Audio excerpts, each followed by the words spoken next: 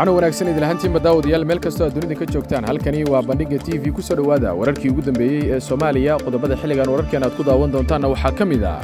madaxweyne Farmaajo uu diyaariyay qorshe uu sharci darro kaga dhigayo xildhibaanada lagu soo doortay magaalada Ceelwaaq ee gobolka Gedo iyo ra'iisul wasaare Roble oo bedelay goobta ay ka dhacayso doorashada guddoonka golaha shacabka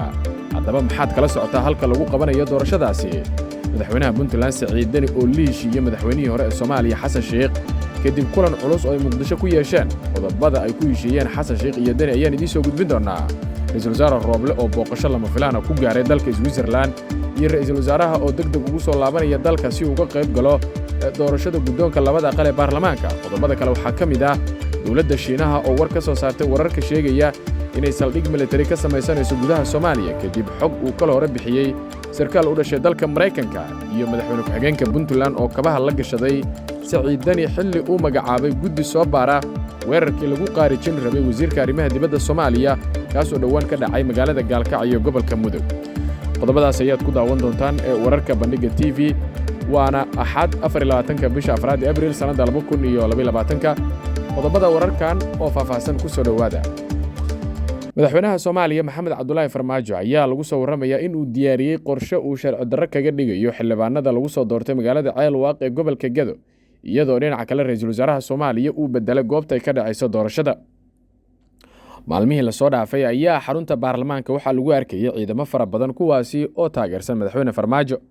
madaxweynaha ayaana ku amray sida la tilmaamay ciidamadaasi in ay markaa ka qayb qaataan in aysan ogolaanin in xildhibaanadii lagu soo doortay magaalada Ceelwaaq ee gobolka Gedo aysan tagin ama aysan xaadirin fadhiyada baarlamaanka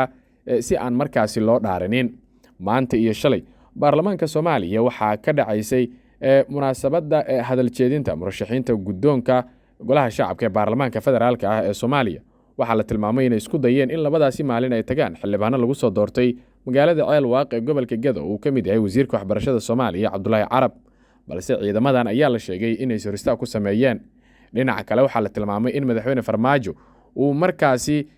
kulan gaar ah la qaatay taliyaha ciidanka booliiska Soomaaliya Farxaan Qoroole ee maamula gobolka Banaadir waxaana kala hadlay arrimo quseeya in ciidamadaasi laga hor istaago inay tagaan xarunta golaha shacabka ee baarlamaanka Soomaaliya haddaba markii ra'iisul wasaare Roble uu arrintaasi ogaaday waxa uu bedelay qorshaha ku saabsan doorashada ka dhacaysa Villa Hargeysa waxaana la bedelay goobtii doorashada lagu qabanayay arrintan ayaa waxa shir gaar ah oo xasaasi ah ka yeeshay ra'iisul wasaaraha iyo waliba sidoo kale gudoomiyaha guddiga doorashada guddoonka golaha shacabka waxa ayna isku waafaqeen in doorashada laga bedelo halkaas isla markaana loo wareejiyo teendhada Fizioni oo lagu dooran doono madaxweynaha Soomaaliya ee soo socda sanadkan 2022 gudoomiyaha guddiga qabanqaabada doorashada guddoonka golaha shacabka xildhibaan Cabdirasaaq Cumar Maxamed waxa uu soo saaray go'aan la xiriira qabashada doorashada guddoonka oo lagu wado in la qabto 27 Abriil xildhibaan Cabdirasaaq Cumar waxa uu shaaca ka qaaday in ay go'aansadeen in doorashada laga wareejiyo Villa Hargeysa sabab la xiriira amniga xarunta baarlamaanka Soomaaliya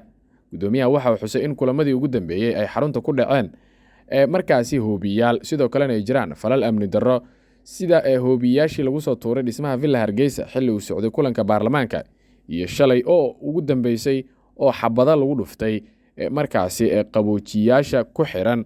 Villa Hargeysa amaba xarunta golaha shacabka waxa intaas ku daray gudoomiyaha guddiga doorashada guddoonka golaha shacabka inay ku dadaaleen in aysan baaqan hadal jeedinta doorashadana ay ku qaban doonaan markaasi meel kale inkastoo uusan shaacin halka lagu qabanayo balse waxa la fahamsan yahay inay tahay Fizioni wararka ayaa sidoo kale sheegaya in markaasi doorashada Fizioni ay noqon doonto mid uusan ka hari doonin madaxweyne Farmaajo uu dabagali doono inkastoo ammaanka xerada Fizioni ay sugaan ciidamada AMISOM dad badan ayaa u arkay inay siyaasad ay ka dambayso beegsiga baarlamaanka si dib loogu dhigo doorashada guddoonka golaha shacabka oo haatan loogu jiro xildhibaano sidoo kale ka hadlay arrintan ayaa sheegay in la doonayo in la qalqal geliyo xubnaha cusub ee baarlamaanka kadibna looga faa'iideysto dana gaar ah doorashada gudoomiyaha oo ay isku soo taageen ilaa iyo 8 murashax ayaa la filayaa in la qabto 27 bishan si loo dardargeliyo dhamaystirka doorashada Soomaaliya ee markaasi 2022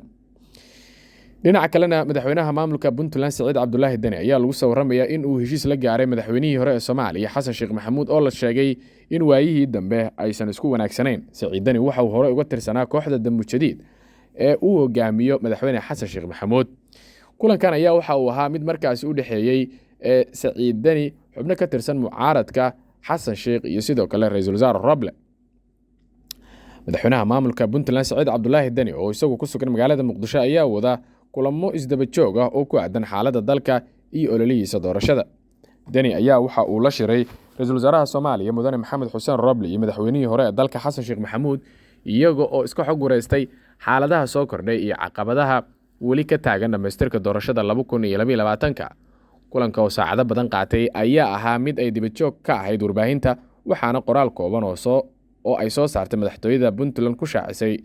in kulankan uu markaasi ahaa kulan oo doorasho lagu sameeyay madaxweyne Dani ama uu isagu ku sameysanayay.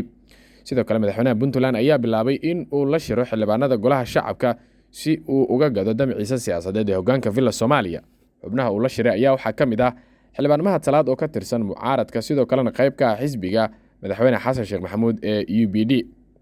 Saciid Dani ayaa dhowaan u soo wareegay Muqdisho si uu dardargeliyo ololihiisa doorashada maadaama la gudagalayo doorashada madaxweynaha Soomaaliya. Si kastaba hogaamiyaha Puntland ayaa waxaa loolan xoogan uu kala dhaxeeyaa madaxweyne Farmaajo oo ay marar badan hadallo kulul markaasi warbaahinta isku mariyeen. qaybaha dhexe ee wararkeena ayaad la socotaan. Ra'iisul Wasaaraha Soomaaliya Mudane Maxamed Xuseen Roble waxa uu booqasho ku tegay dalkaasi ee Switzerland. Ra'iisul Wasaaraha ayaa waxaa markaasi la sheegay in uu magaalada Geneva uga qayb galayo shir caalami ah oo ku saabsan abaaraha ba'an ee ka jira Geeska Afrika, si gaar ahna waxaa diiradda lagu saarayaa xaaladda abaareed ee ka jirta Soomaaliya. Shirka ayaa waxaa sidoo kale ka qayb galaya madax sarsare iyo wasiirro ka kala socda dalalka deeq-bixiyaasha oo iyaguna lagu casuumay shirkaas oo hal maalin socon doona. Ra'iisul Wasaaraha ayaa la filayaa inuu madasha ka jeedin doono khudbad dheer oo uga hadlayo xaaladda bini'aadanimo ee Soomaaliya, gaar ahaan sidii loogu gurman lahaa dadka tabaalaysan. Sidoo kale waxaa la filayaa in Ra'iisul Wasaaraha uu kulan duceedyo la yeesho mas'uuliyiinta iyo madaxda hay'adaha ee ka qayb galaya shirka Geneva, isagoo kala hadli doona arrimaha Soomaaliya oo ay ugu horeyso doorashooyinka haatan soconaya. Xukuumadda Soomaaliya ayaa muujinaysa in ay markaasi ka go'an tahay in indhaha beesha caalamka ay ka gado in markaa loo baahan yahay in wax loo qabto dadka Soomaaliyeed, sidoo kalena ay beesha caalamku la tacaasho xaaladda abaareed ee dalkeena ka jirta. safarka Ra'iisul Wasaare Roble ayaa ku soo beegmaya xilli xasaasi ah isla markaana lagu guda jiro dhamaystirka doorashada maadaama uu yahay mas'uulka ugu sarreeya ee doorashada ayna weli caqabado ka jiraan doorashada, gaar ahaan arrinta gobolka Gado. Waxaase la filayaa in Ra'iisul Wasaaruhu uu si degdeg ah u soo laabto maadaama uu doonayo in uu ka qayb galo doorashada guddoonka golaha shacabka iyo midda aqalka sare ee baarlamaanka Soomaaliya. qaybaha dambe ayaynu isla soo gaarnay. Dowladda Shiinaha waxa ay markaa beenisay in saldhig military ay qorsheynayso in ay ka samaysato gudaha Soomaaliya, iyadoo muddooyinkii dambe aad isu soo tarayeen wararka sheegaya in markaasi dowladda Shiinaha ay qorsheynayso in saldhig military ay ka samaysato markaa Soomaaliya. ayaa arrintaasi waxaa beeniyay safiirka Shiinaha ee Soomaaliya. Safiirkan oo wareysi gaar ah bixinaya ayaa waxa uu sheegay in aysan jirin wax markaasi ku tacalluqa arrimahaas, waxa uuna sheegay inay yihiin warar been abuur ah. Wararkan ayaa waxaa markaasi soo ifbixiyay sarkaal u dhashay dalka Mareykanka, kaasi oo isagu ah taliyaha Mareykanka ee qaaradda Afrika,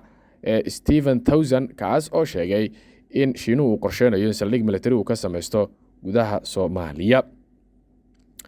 ugu dambeyntiina madaxweyne ku-xigeenka Puntland Karash ayaa sheegay inaan la isaga hari doonin falkii uu xushnimada ahaa ee ka dhacay magaalada Gaalkacyo ee la doonayo in lagu dilo ama lagu qaarijiyo wasiirka arrimaha dibadda ee Soomaaliya. Karash ayaa u muuqdaa in uu markaasi cagta u saarayo madaxweynaha maamulka Puntland oo ku sugan Muqdisho, isla markaana olo doorasho oo Villa Soomaaliya ah ku guda jira. Guddi baaris ah ayuu markaasi sameeyey, waxa uuna ka dalbaday in guddigan ay si adag u soo baaraan. Xubnaha uu magacaabay Axmed Karash ayaa waxaa gudoomiye looga dhigay wasiir ku-xigeenka wasaaradda amniga ee maamulka Puntland Cabdulaahi Cabdisalaan Xasan. sidoo kale waxaa qayb ka guddiga xildhibaano iyo saraakiil ciidan oo ka tirsan booliiska iyo maxkamadda ciidamada ee maamulka Puntland. waxaad moodaa in hadda uu sii xoogeysanayo khilaafka u dhexeeya madaxweynaha maamulka Puntland Saciid Cabdullaahi Dani iyo ku-xigeenkiisa oo iyagu markaasi isku khilaafsan arrimo la xiriira hoggaanka sare ee maamulkaasi, markii Axmed Karaash uu sheegay inuu la wareegay madaxtinimada ee maamulka Puntland Siciid Danina uu doonayo in uu soo galo doorashada Soomaaliya tartankeeda haddii uu soo guuldareystana uu dib ugu soo laabto maamulkiisa. qodobkaas ayaa ugu dambeeyay warkeena tan iyo warkaan war la mid ah intaanu dib ugu kulmi doono waxaan idinkaga tegaynaa sidaas iyo nabadgelyo.